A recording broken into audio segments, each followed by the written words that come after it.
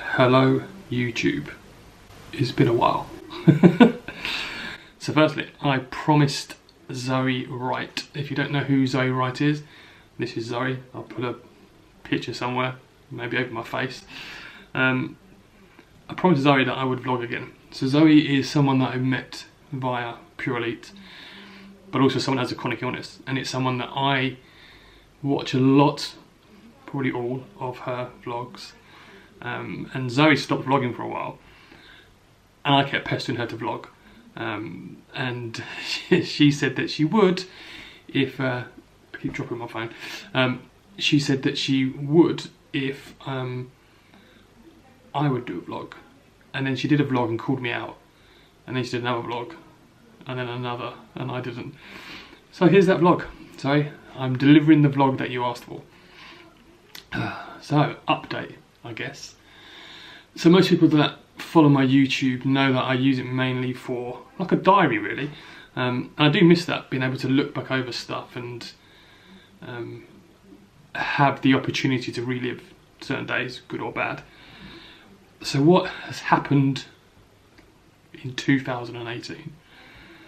A lot. Firstly, I had so health-wise, let's start with health. That's a lot of what I talk about. So at the beginning of last year, I had a CT scan, and a CT scan showed an increased shadowing within the lungs. So for anyone that's just stumbled across this, I have sarcoidosis, which is an autoimmune disease. I have it mainly in my lungs. I also get it on my skin as well, and I also have Aspergillosis. So I have two variants of that, I guess you can say. One is chronic pulmonary aspergillosis, CPA for short, which basically is a fungal infection that is all throughout my lungs. I then also have an aspergilloma, which is a fungal ball here, and I can actually feel it. It feels weird. I can feel where it is. I want to push. It's really tender. Yeah, so the things that I have. So I had a CT scan, and that basically came about because I had a massive flare-up. I'll find a picture, put it in. If I didn't find a picture, I apologise. Pretty sure I've got one on Instagram, so I can share that. So when my skin flares up, like you saw on that picture, that's basically what happens in my lungs. But in my so with my skin, when it stops, your skin can heal. Your lungs don't. It carries on basically, and then that causes cavities, and in the cavities I can get fungal infections. One of the reasons I got fungal infections is I take medication to dumb down my immune system, which basically, when you've got a weakened immune system, the fungal spores that we all breathe in all the time can grow basically. And they've also found out that I have a natural weakened immune system to fungal infections. My immune system doesn't react like it should. We just don't know whether I was born like that, or potentially because it was so overrun with it that it's just sort of given up, which is possible. Anyway, CT scan. I was badgering then, I apologise. So CT scan, had a CT scan, showed up more shadows, so I sent for a PET scan. So a PET scan is a more detailed scan. You get injected with radiation. Do you know what? I might do a vlog on that, so I've recorded some footage on the day. You get injected with some radiation that goes into your body, and then you get like a heat score from 0 to 10, say, but it's from like cold colour all the way through yellows and reds into white hot, and the white hot is the maximum amount of inflammation that you can have basically on the radar, on the PET scan. So I had a PET scan, and it came back. The reading was so high that the machine couldn't read, and I also had something in my pelvis, my ribs, bottom of my spine, collarbone, basically here. All this. Yeah, that was fun. So it looked like I'd had a massive sarcoidosis flare-up, or something else, but probably sarcoidosis. So then after the PET scan, I decided to book in and see 2 other consultants. So one of the things that I'm fortunate to be able to do is I use private consultancy as well as NHS. So I will pay to see a private consultant. The benefit of that is I can get to see them quicker, within a few days. And then once they review things, I then come back onto the NHS. It's a little trick, to be honest. You sort of queue jump. So I got the results. I paid to see a professor in sarcoidosis in London to get a second opinion. And then I paid to see another consultant about my aspergillosis. Because the problem being is the medication that you want to give me the medication you want to give me for the sarcoidosis flare-up is the medication you don't want to give me because of the aspergillosis. So sarcoidosis, I need to take the immune suppression. The aspergillosis, I need my immune system to be as strong as possible. And both diseases, there's no cure. It's managing the disease and the condition. The aspergillosis can be very, very fatal. And sarcoidosis, people do die from it. The famous people that have died from it, like the guy from Green Mile, the big, huge guy. He died of it. Bernie Mac, he died from sarcoidosis. But being a chronic illness, it's more basically just wears your body down over time. Whereas aspergillosis, it can kill you in a day, 2 days. Like you can go into intensive care and be dead in 3, that type of thing. So I wanted to get the right advice because there are other medications you can take, but again they're more expensive, so they prefer to start with the cheaper one, which is not necessarily the best one for me. Anyway, so I went and got second opinion. I had lung function tests, had a second opinion. He put me on medication I didn't want to go on. My lung function, I was down to basically about 1/3 of my lungs working, so I was constantly getting out of breath. Yeah, constantly. I then was put on the medication.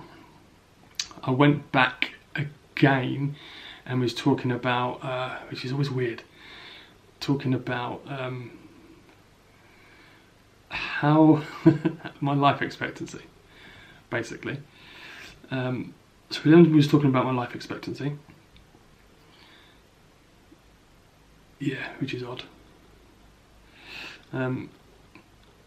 What may happen, what the ways to potentially manage that, and it's just weird being in meetings where they're talking about how you are going to like care for yourself, or how other people will care for you, and what type of life you will have. And like, I'm 39, I was 38 then, and I've had these type of meetings a few times. Yeah, it's weird. It is weird. Anyway, so I had that meeting about life expectancy. There had been a massive decline in my lung function. Then I've been on the medication, and after 3 months I went back, and luckily my lung function had gone back to how it was 3 years ago. So the lung function, so that's how much oxygen I can get into my lungs and how much carbon dioxide and my carbon monoxide, I think it's the both, that I can expel from my lungs. It's the getting it out, that's the worst part. That's what I was really low on, is how quickly I could expel stuff. So that had increased back up, which was a nice, pleasant surprise. So now I'm at a situation where I'm still on the medication. I've been on the medication now for 7 months, something like that. Quite a relatively high dose. Which I was on this medication years ago, and I was put on a really high dose, but within weeks I would be tapering down, and it can take a year to get off the medication. whereas now I've been on it for a substantial period of time, which is probably something I'll talk about because I've had some crazy side effects just from being on it for this length of time. So health-wise, lung function, due to another lung function in 3 months. I can't have a CT scan or a PET scan yet because, well, I had a CT scan less than a year ago. I had a PET scan 9 months ago. You can't have that much radiation. Now my luck, I'll get cancer or something. Yeah, so I can't look inside. All I can go by is how I feel and the lung function tests. And like my peak flow, what I'm getting on peak flow readings. So I've managed to increase my peak flow, my oxygen levels, my oxygen saturation levels I've increased. I've put up some graphs. So this is my peak flow reading. In fact, I need to do one today. This is my oxygen saturation level. So that's how much oxygen is in my blood being carried around. And you can see like the increases there.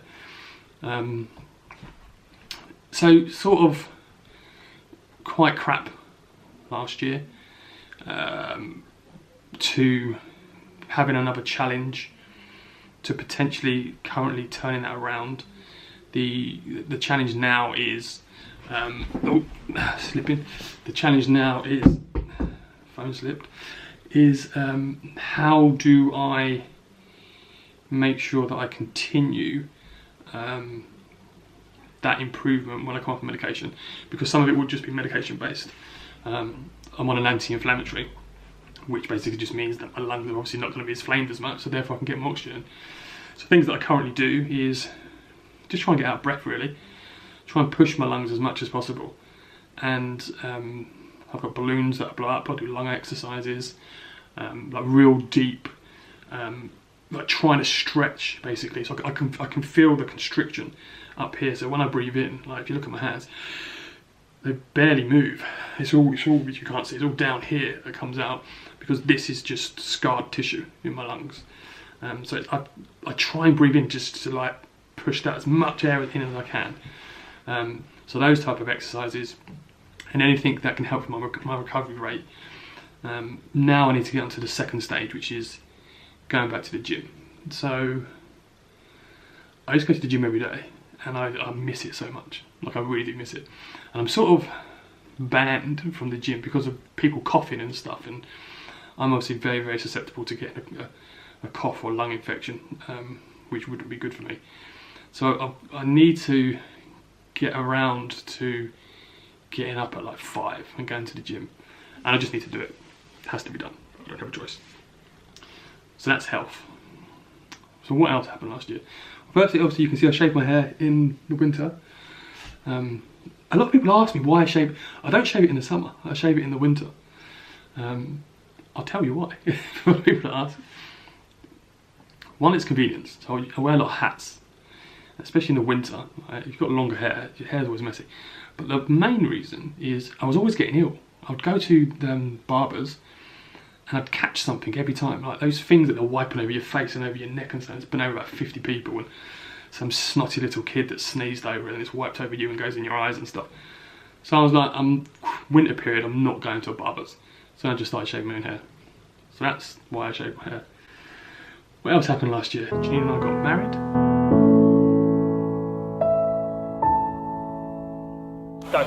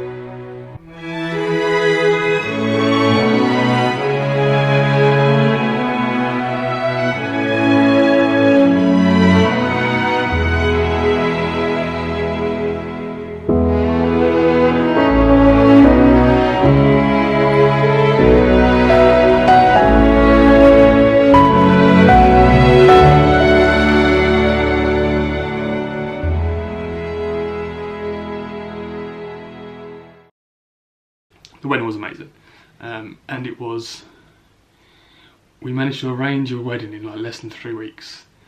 We literally walked out of a doctor's sort of meeting, and it was just a case of, yeah, it needs to be done now, sort of thing. Yeah, it was awesome. It really was awesome. Went on a honeymoon up to Scotland. A few little pictures and stuff I can put up. I had Purely Diamonds, which is like an all-female fitness model pageant show. We had Purely November, which is just purely my main job. So it's just gone, so it's like 4 years and 1 month since I coughed up blood the first time. Like, it was a lot of blood.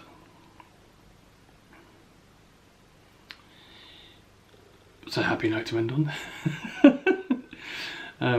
Yeah, so I am going to come back and start doing more videos, but I might do more of this stuff. I think with the vlogging, it's such a big commitment to record your whole day and then edit it all, and it is a huge commitment. And even from my point of view, that I basically do it for myself, and I do it for me to look back on things. Whereas maybe if I just record clips and I talk through and do some sort of, I don't know, I'm waffling, and this video is already really long. So, sorry, I'm back.